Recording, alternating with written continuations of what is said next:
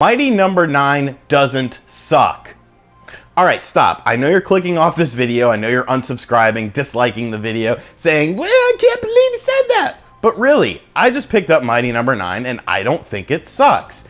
Yes, Mighty Number 9 had a tumultuous life cycle. It was the first game on Kickstarter that was really a huge success, being touted as a Mega Man successor, and people were very excited about it because when was the last time we saw Mega Man? It raised over $4 million in Kickstarter funds, and then everything pretty much went downhill. There was terrible PR, there was terrible things of future sequels and cartoons and other stuff. Meanwhile, the game was in development hell. It took a long time to come out. Initial screenshots of the game and concept art didn't really match what we were seeing at the game, and when it finally did come out, a lot of people were disappointed. A lot of reviewers gave it low scores, even saying the game sucks, and it was pretty much ostracized from the gaming community and made a laughing stock. But is that really fair? Is Mighty Number 9 really as bad as it's portrayed to be and made out in the media? I didn't back this game on Kickstarter. I did follow it to cover it on Nintendo Enthusiast, but still, I'm just an old school Mega Man fan, I'm a retro gaming fan, so I decided, you know what the hell? Let's pick up Mighty Number 9 and see what it is all about. So today I'm going to do a quick review of the game, and then I'm going to share my final thoughts on why Mighty Number 9 doesn't suck. So let's get into the review. Mighty Number 9 has you playing as a character named Beck, not the musician, but more of a Mega Man clone. The name Mighty Number 9 is a play on the game's story, as Beck is the 9th member of an android squad named the Mighty Numbers. Machines and androids, including the other Mighty Numbers, all of a sudden go haywire, so Beck, along with his scientist friends, must defeat the other Mighty Numbers and bring them back to normalcy, along with find out who caused all the robots to go insane as well. Honestly, it's a light story, and I didn't really care too much for it, but what I did like was the voice acting. Just to confirm, Mr. Sanda, if we can isolate the cause of the robot rampage, you'll send aid? It's not necessarily good voice acting, if anything it's pretty damn cheesy, but it has that 90s flair to it that for some reason I just find very enjoyable. Go ahead and choose your next target. Much like a Mega Man game, Mighty Number 9 has you choosing what level you want to play in any order you want, with each level having a boss that grants you an ability. Using these abilities in other levels can make those levels easier and those levels' bosses easier as well. While that sounds like a typical Mega Man experience, Mighty Number 9 includes a dash technique that isn't used only just for getting around, but for absorbing enemies. When you shoot an enemy, they become weak, to the point of where you can absorb them or kill them. The benefit for absorbing enemies is that you absorb Cell, which give Beck abilities that he can use temporarily, such as faster movement speed and higher powered ammo. It also leads to some interesting combo chains which increase your score. The game has online leaderboards, but I don't really care about those, but I guess it's cool for those people who are into that sort of stuff. As far as how the game plays, it's honestly not nearly as bad as I thought it would be. I had heard horror stories about one-hit deaths and stuff like that, and yeah, there are some of those places that will kill you instantaneously, but they aren't necessarily hard to traverse around. Also, does no one remember the Laser Man stage from Mega Man 2? Here we go. Anyways, Beck does move a tad bit slow for a modern 2D platformer, but Mega Man himself wasn't exactly Sonic the Hedgehog, so I don't mind this pace. Plus, the dash adds some extra speed and platforming when needed.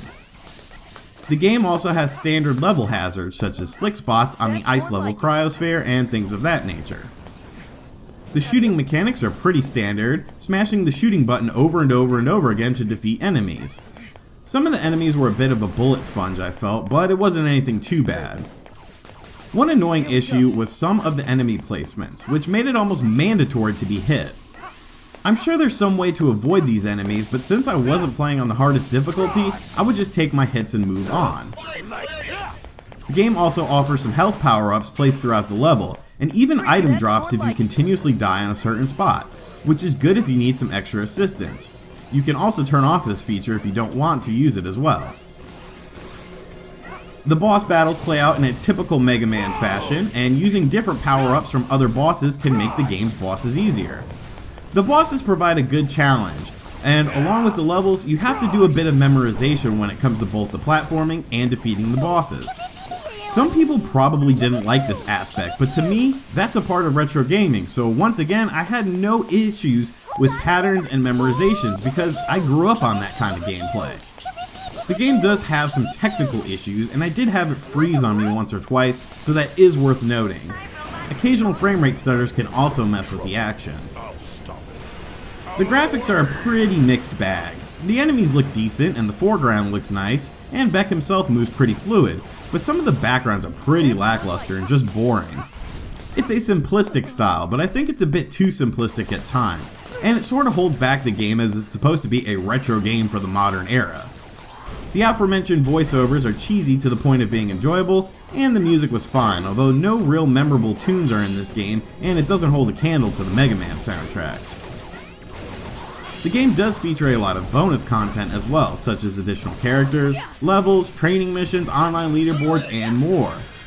While standard for a full retail release, considering the price tag of this game at launch, it's pretty meaty in terms of content.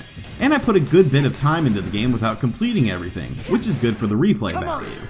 Snap out of it! Now!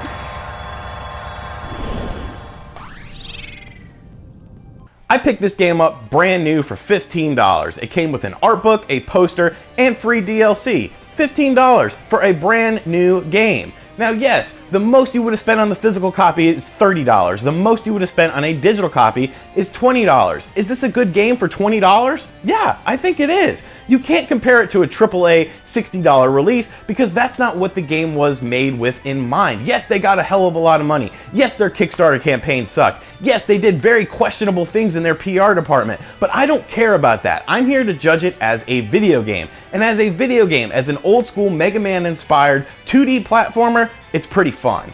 For 20 bucks, you're gonna get your money's worth, and you know, it's 10 bucks everywhere really now on clearance for a physical copy. So why wouldn't you want to check out this game? Honestly, I think a lot of hive mentality goes into the hating of this game, and I'm sure there will be people that hate this game solely based on that, and maybe they felt the Kickstarter burn, and I can understand that. But isn't that more of a problem with Kickstarter in general than how this game ended up? I think Mighty No. 9 is a decent game. It's not a game of the year, it's not the greatest game ever, but for what it is, it's pretty fun. Let me know what you think about Mighty No. 9 in the comments section down below. Thank you for watching this video. Make sure you hit that like button, leave me a comment, and subscribe to the channel if you haven't yet. I'll catch you guys next time. Later.